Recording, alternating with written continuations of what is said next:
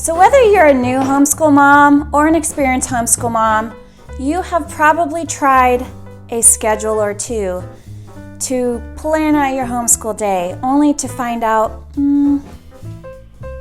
this plan ain't working. Or I need more time for this. How do I squeeze this in?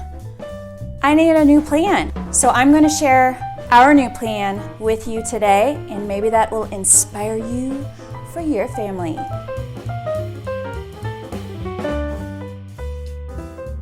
Comment below if you can relate to this, okay? When I first started homeschooling, I ordered a curriculum. It had all the lesson plans in it.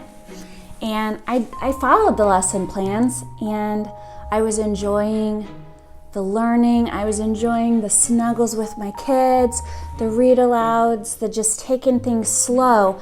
And then all of a sudden the afternoon would come, and I would be like, we barely got through half of what was on the lesson plan for today. Well, I also had a toddler. I mean, that definitely throws a wrench in things. So for all you mamas out there with toddlers, I feel you. Enjoy the season. I know it's hard, but the season goes by so fast, so enjoy every single snuggle. But it's hard. There's just a lot of interruptions in your day, to say the least. So one of the very first things I realized is I think I need a schedule. I need a way to pace myself through the day to make sure that we get all of this stuff done while also enjoying what we've got, what is so special in this homeschool. I mean, I homeschooled because I wanted this family bonding time. I wanted to develop these special relationships with my kids, so I don't want to just be a taskmaster, but at the same time, I need to be responsible and get the work done. So leave me a comment below if you can relate to that, and curious, how many schedules do you think you've actually tried throughout your homeschool career? I think every single year I come up with a new idea, and then a couple months into the year, I change it. Every year is different. Every year there's a new thing to learn. Until you graduate your oldest and you've literally gone from pre-K all the way up to high school, you're learning something new every year too, mama. So here's an idea for you. We have recently switched to a block schedule. What is a block schedule? You are, instead of scheduling by the hour, you are scheduling huge chunks of time, and within those chunks, trying to get these things done.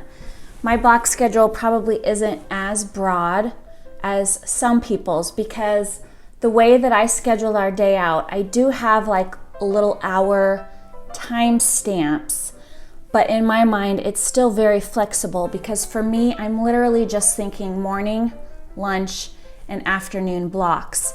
But the hourly time stamps give me an idea of my pace that I would like to achieve. But if we didn't get something done within that hour, I'm not gonna stress about it. I've tried the hourly schedule, I've tried the flow. Here's why the hourly schedule is difficult.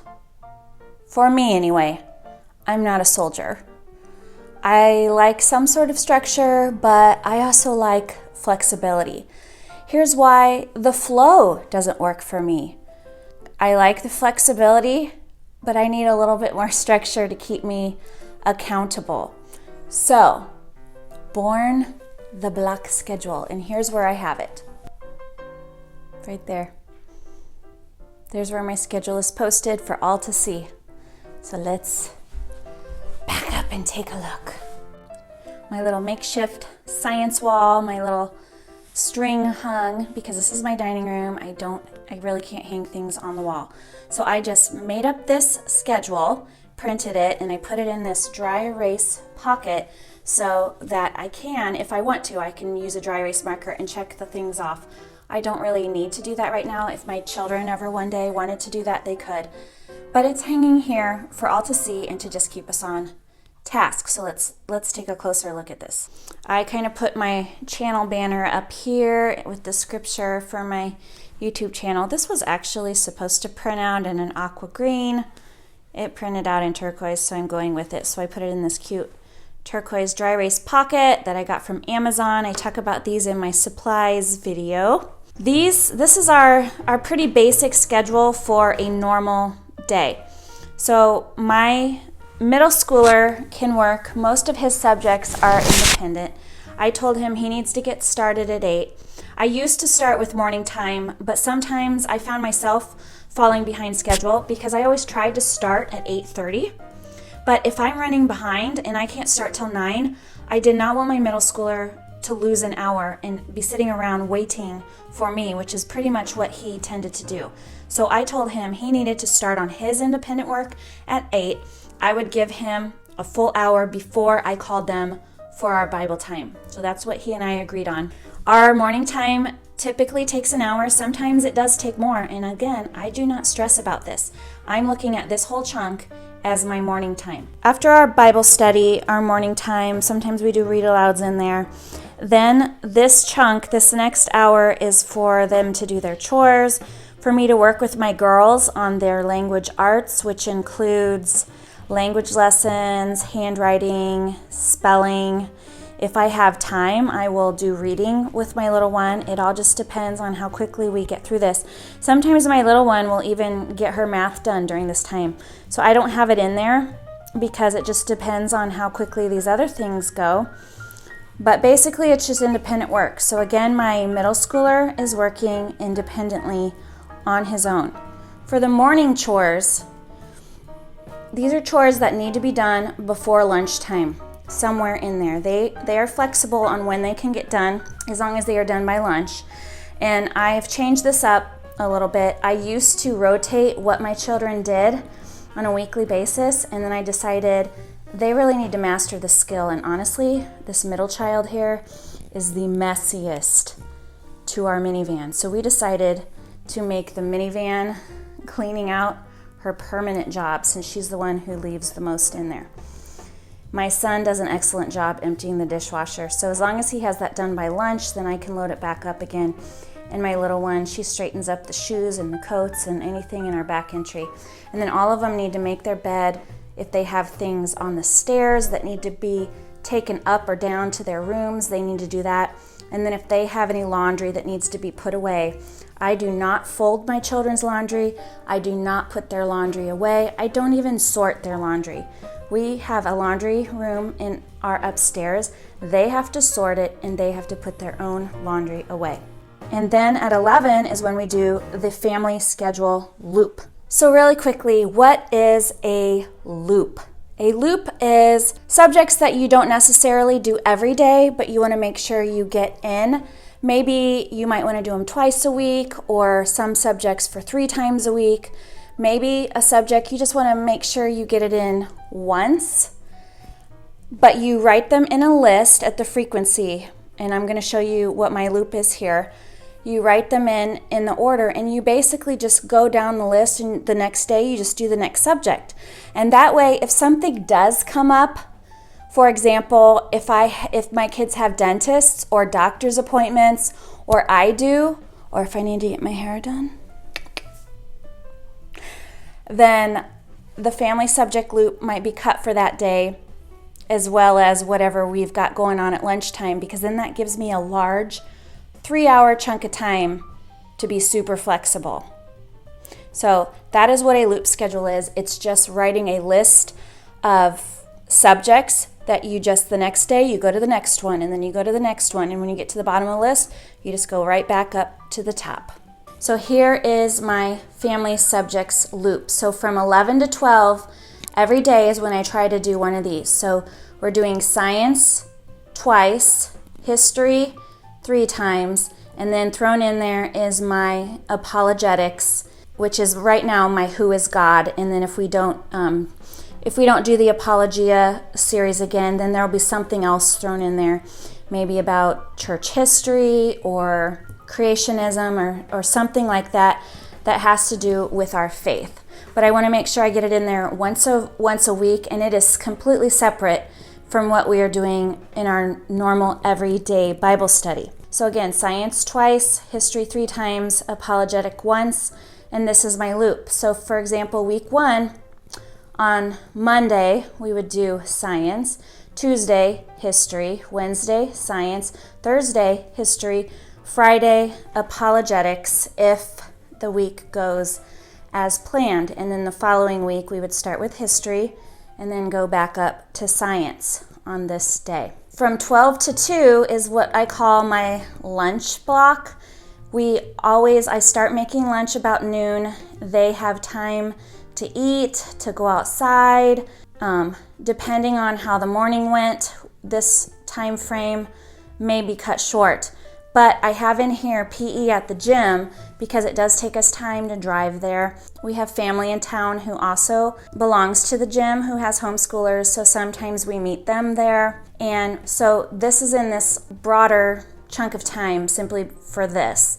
That way, if we need to drive and we want to spend at least an hour there and drive back, we have time to do that. But if we're not going to the gym, then this chunk is probably a little bit smaller and we would start our next hour before 2 o'clock. But this is also helpful, as I said, because if we have dentist appointments or doctor's appointments, then I have 11 to 2 o'clock to be very flexible.